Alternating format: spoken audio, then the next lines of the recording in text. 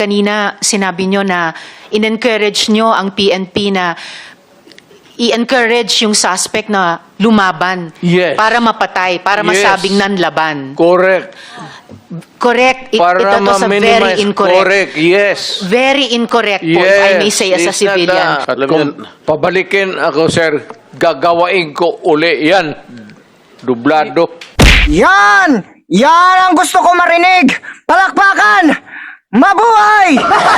Mr. President, by unanimous position, you are now excused from the hearing. Mr. Thank you for attending. Thank you, sir. Thank you, sir.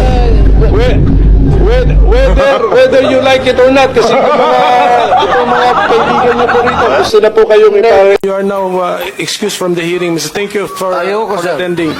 Thank you, sir. Thank you na, sir.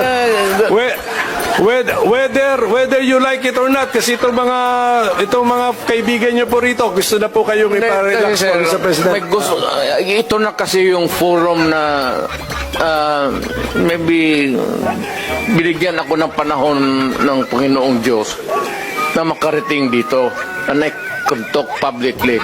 Alam naman lahat ng mayors yan, kurang talaga ang suporta. Ang pulis ko, hanggang sweldo lang yan. May mapagutos, walang gasolina, walang pang-follow up.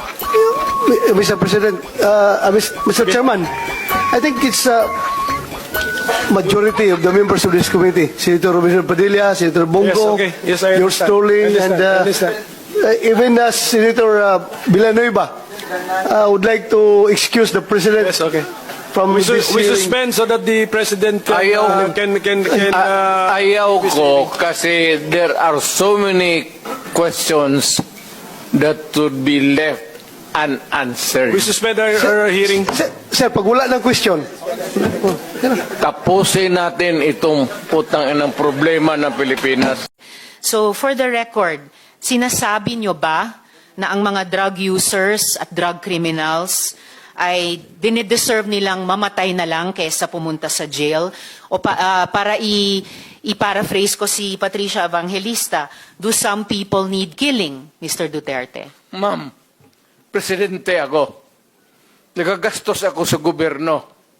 Bakit ako magbubuhay sa mga putang inang yan? Kung yung pera na ipapakain ko dyan sa preso, ibigay ko na lang doon sa mga tao dyan sa walang bigas. So mas okay Walang pong trabaho. patayin sila kaysa Wala ipreso akong pakialam sila? dyan sa kriminal, ma'am. So thank you for making that of record. Pakialam sa kriminal kung saan silang impernong gusto nilang pumunta. Well, Mr. Chair, for the record, You make your own history in this planet. yes, Mr. Yun Chair. ang gusto nilang mangyari. Doon sila sa impyerno at doon tayo magkita. Well, Mr. Chair, wala namang jurisdiction ng Senado sa impyerno. Dito lang sa bansa natin pwede tayong mag-investigate. Doon tayo pupunta. Well, wala po akong ambisyon pumuntang impyerno pa. Pero Mr. Chair, ang hirain punto kita, lang ma'am. nito, ang punto lang nito ay nung magsisimula ang anumang police operations, drug-related police operations, supposed to be, at sinabi ng mga resource persons, merong pong manual of operations, merong continuum of force sa pag-enforce implement ng police anti-drug operation. So, ang premise is, yun na nga, arrest muna at build the case. Lahat itong sa right side ko, dumaan ito ng Chief of Police, Police Director. Puro commander ng death squad yan. I thought there was no existence. Trabaho ng pulis yan. Literally, hindi ko sabihin na lahat yan sila, ito, si Dandaw, ayan o.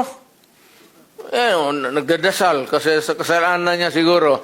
Magkano bang, ilan bang pinatay mo? Dumaan yan. Ito, De La Rosa. Tanungin ko sila ngayon. Tanungin ninyo. Openly, lahat yan dumaan pagka police chief. Pati yan si Gamboa. Tanungin ninyo, Danaw, kung may utos ba ako na patayin ninyo yung tao na nakatali yung paa, pati kamay sa likod, or assassinate them. Ang sinabi ko, ganito, prangkahan tayo, encourage the criminals to fight. Encourage them to draw their guns. Yan, buhay yan. Ayan ang sila, yan ang instruction ko. Pati yan si Kuy. Encourage, pati yan si De La Rosa, encourage them lumaban. Pagka lumaban, patayin ninyo para matapos na ang problema ko sa syudad ko. Putang ina yan. Putang ina, magtrabaho tayong lahat. Ito ang gusto ko. Pati kayo mga pulis, putang, papatayin ko kayo, litsi. Huwag ninyo akong... Kasi pagka-mayor ka na, magpa-ano-ano ka lang, pa-lutay-lutay ka lang, wala mangyari sa Pilipinas, maniwala ka. Lalo na yung mga mayors na pumapasok sa droga, yan ang dapat unahin patayin. Mr. Chair. Thank you, Mr. President. So what I'm getting, Mr. President, is that yung imperfection noong ating programa na War on Drugs nakabase po doon sa ilang mga local government units na wala ho talagang totoong political will para labanan ito dahil binabanggit nyo nga po marami or may ilan sa mga LGUs ang pananaw ay ma-re-elect lang. Re-election. Hindi talaga durugin. Ayaw magkaroon ng problema sa re-election niya. Yung iba naman, takot. Lalo na sa probinsya. Lalo na yung nagninegosyo ng droga, may mga baril, tapos may tao. Mr. Chair, with the permission of Senator Villanueva, quick interjection. Yes, Senator Ontiveros is recognized. Salamat kay Mr. Chair. Salamat, Senator Villanueva. Just to make of record na sinabi ng dating presidente na yung mga mayor na suspected na involved sa drugs dapat patayin. That is not an acceptable statement ng isang naging presidente tungkol sa mga naging kasama niyang nagtatrabaho sa gobyerno ng mga mayors.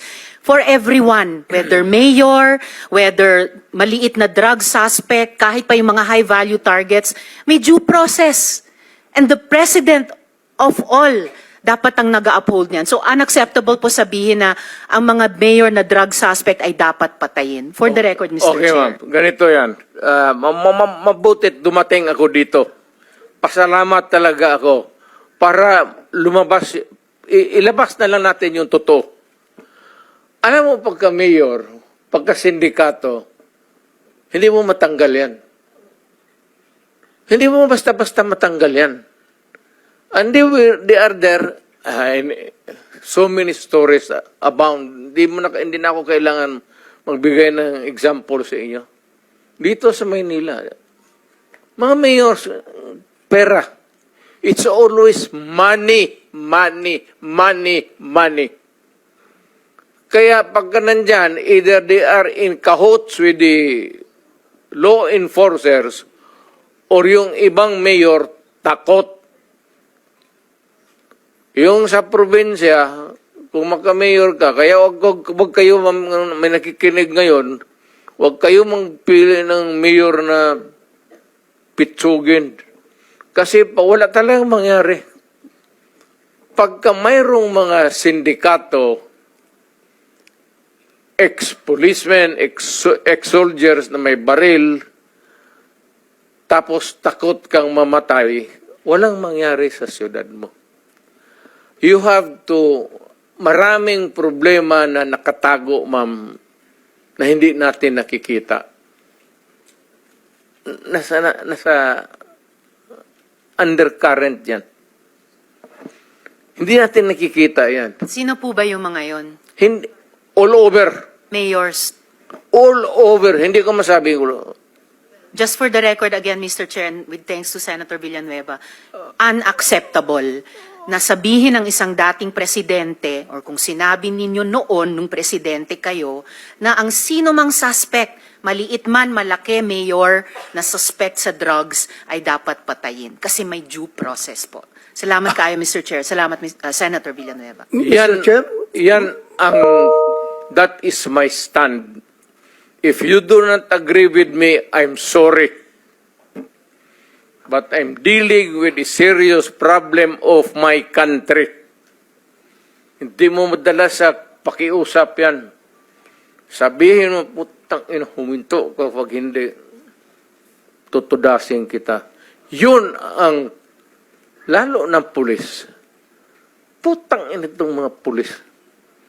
Pagka pumasok yung pulis, hindi mo sabi, hoy pulis, huminto ka.